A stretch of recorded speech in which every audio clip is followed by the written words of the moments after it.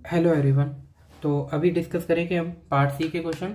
तो पार्ट सी के क्वेश्चन में से देखिए, सबसे पहला क्वेश्चन क्या है कि हमारे पास एक ओमेगा 1 सेट है जो कि ओपन यूनिट डिस्क है, एक ओमेगा 2 सेट है जो कि पूरा कॉम्प्लेक्स प्लेन है, और उन्होंने पूछा हुआ है कौन सा ऑप्शन करेक्ट होगा।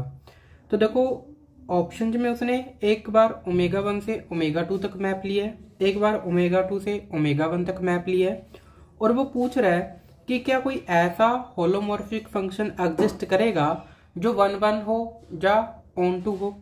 तो सबसे पहले हम अगर बात करें कि अगर हम कोई फंक्शन एफ लें जो कि ओमेगा 2 से ओमेगा 1 तक डिफाइंड है, दैट मीन एफ जो है पूरे कॉम्प्लेक्स प्लेन से लेकर डिस्क तक डिफाइंड है।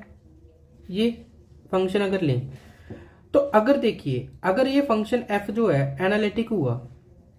एनालिटिक हुआ दैट मीन अपनी डोमेन पे एनालिटिक होगा। डोमेन क्या है फंक्शन की? पूरा कॉम्प्लेक्स प्लेन। दैट मीन अगर फंक्शन कॉम्प्लेक्स प्लेन पे एनालिटिक है तो फंक्शन क्या होगा? एंटायर।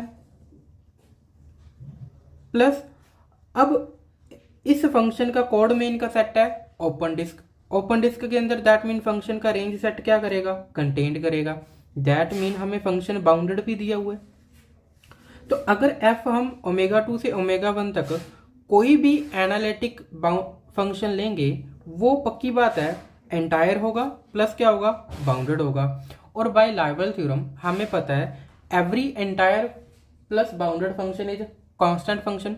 तो जो फंक्शन ओमेगा 2 से ओमेगा 1 तक एनालिटिक होगा वो होगा ही क्या? एक कांस्टेंट फंक्शन होगा। दैट मीन एफ जेड एक कांस्टेंट हो जाएगा for all Z belongs to C, अगर ओमेगा 2 से ओमेगा 1 तक लें। और we very well know that अगर कांस्टेंट फंक्शन की बात की जाए, कांस्टेंट फंक्शन जो है ना तो ये ऑन टू होगा ना ही ये 1 1 होगा, नाइदर 1 1 नॉर ऑन टू। क्योंकि ऑन टू क्यों नहीं होगा? कोड में इनका सेट क्या दिया हुआ है? Open disc. But constant function के केस में इमेज तो सिंगलटन आ जाएगी ना, तो कोड में इनके इक्वल रेंज सेट नहीं आएगा, तो ऑन टू नहीं पॉसिबल है। सिमिलरली 1 1 भी नहीं होगा क्योंकि हर एक पॉइंट सिंगल कांस्टेंट के ऊपर मैप हो जाएगा। तो हम ओमेगा 2 से ओमेगा 1 तक कोई भी एनालिटिक ऑन टू या फिर 1 1 फंक्शन नहीं ढूंढ सकते। तो करेक्ट ऑप्शन बताना था। देखिए, इससे हमारा जो सेकंड ऑप्शन है, there exist a holomorphic surjective map omega 2 से ओमेगा 1 तक, ये ऑप्शन इनकरेक्ट हो जाएगा क्योंकि कोई भी सर्जेक्टिव मैपिंग नहीं मिलेगी हमें। और डी ऑप्शन क्या कह रहा है? There exist a holomorphic injective map F from omega 2 से ओमेगा 1 तक, ये ऑप्शन भी हमारा इनकरेक्ट हो जाएगा क्योंकि ओमेगा 2 से ओमेगा 1 तक हमें इंजेक्टिव मैप भी नहीं मिलेगा। तो इस क्वेश्चन का बी और डी पार्ट तो बिल्कुल इनकरेक्ट है। अब उसके बाद देखिए, दो ऑप्शन बच चुके हैं ए एंड सी, जो दोनों करेक्ट हैं। अगर सी ऑप्शन की बात की जाए, सी में बड़ी आसानी से हम कोई ना कोई फंक्शन एग्जिस्ट करवा देंगे। देखो वैसे क्या कह रहा है, there exist a holomorphic injective map from omega 1 से ओमेगा 2। अब जो फंक्शन की बात कर रहा है वो ओमेगा 1 से ओमेगा 2 की तरफ बात कर रहा है। दैट मीन डोमेन सेट क्या है आपके पास? ओपन डिस्क है, और जो रेंज सेट है या कोड मेन सेट है वो कॉम्प्लेक्स प्लेन है। तो वो पूछ रहा है क्या ओपन डिस्क से कॉम्प्लेक्स प्लेन तक आपको कोई एनालिटिक फंक्शन मिल जाएगा जो कि इंजेक्टिव भी हो? बड़ी आसानी से हम अगर फंक्शन को आइडेंटिटी फंक्शन कंसीडर करें तो आइडेंटिटी फंक्शन क्या करेगा? पूरी की पूरी डिस्क को डिस्क पे मैप कर देगा। और नो डाउट ये आइडेंटिटी फंक्शन एनालिटिक भी तो है ना।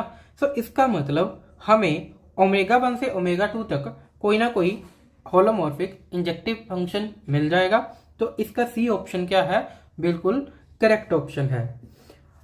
अब इसके बाद जो फर्स्ट ऑप्शन है, फर्स्ट ऑप्शन देखिए क्या कह रहा है, there exist a holomorphic surjective map from omega 1 to omega 1 2। देखिए फर्स्ट ऑप्शन बड़ा इंटरेस्टिंग ऑप्शन है कि हमने क्या फाइंड आउट करना है कि हम ओपन डिस्क से लेकर कॉम्प्लेक्स प्लेन तक कोई ना कोई analytic plus 1 1 function find out कर सकते हैं। देखिए, इस ऑप्शन को करेक्ट करने के लिए हमें कंपोजिशन मैप की हेल्प लेनी पड़ेगी और कुछ बेसिक जो है ट्रांसफॉर्मेशन की नॉलेज हमें होनी चाहिए। तो उसमें से देखा जाए, सबसे पहले जो हम बात करें, तो देखिए इसके लिए अगर मैपिंग की बात की जाए, हमें पता है कि हम अपने अपर हाफ प्लेन को डिस्क के, यूनिट डिस्क के इंटीरियर में मैप करवा सकते हैं।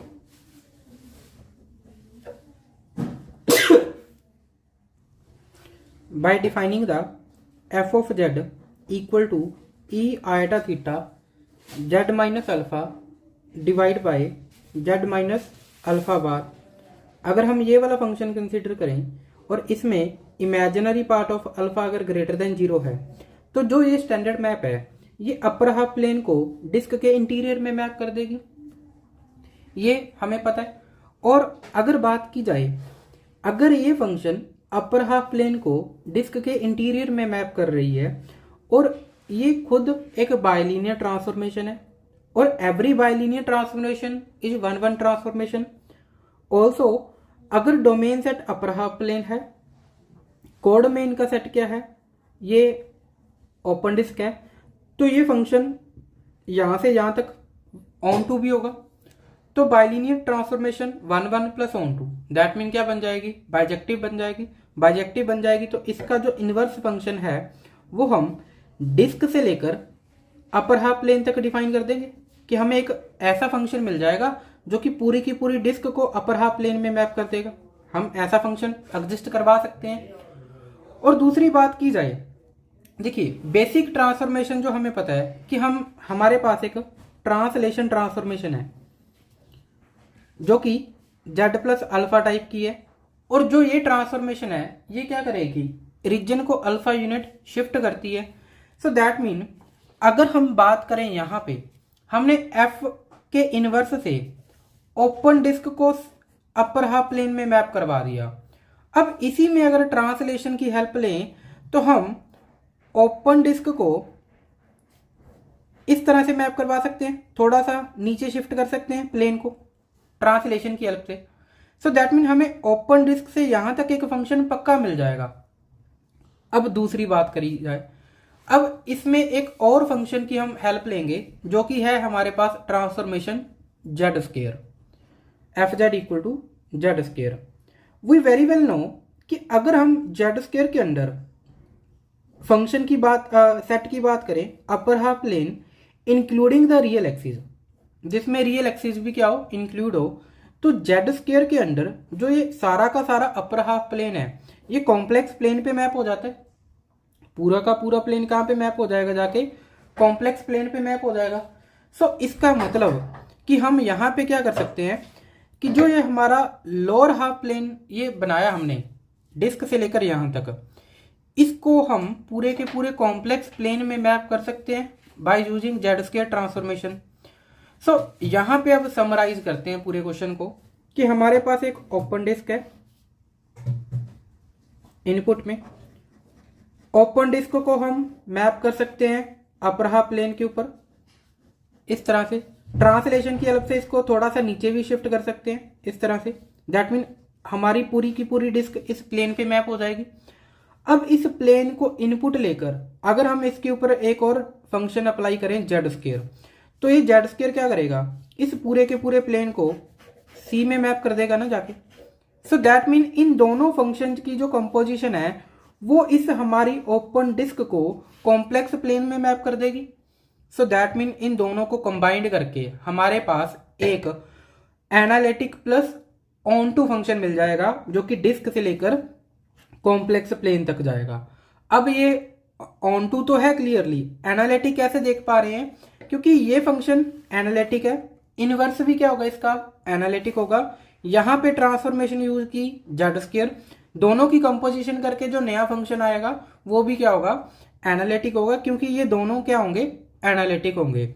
सो दैट मीन हमें ओमेगा 1 से लेकर ओमेगा 2 तक एक analytic plus onto function मिल जाएगा। और बनाना कैसे है, इसका इनवर्स लेके उसको कंपोज करके जेड स्क्वायर के साथ। सो दैट मीन जो हमारा ये क्वेश्चन चल रहा है इसका फर्स्ट ऑप्शन जो है वो बिल्कुल करेक्ट हो जाएगा जी। तो तो फिफ्थ का फर्स्ट आएगा एंड थर्ड ऑप्शन आएगा।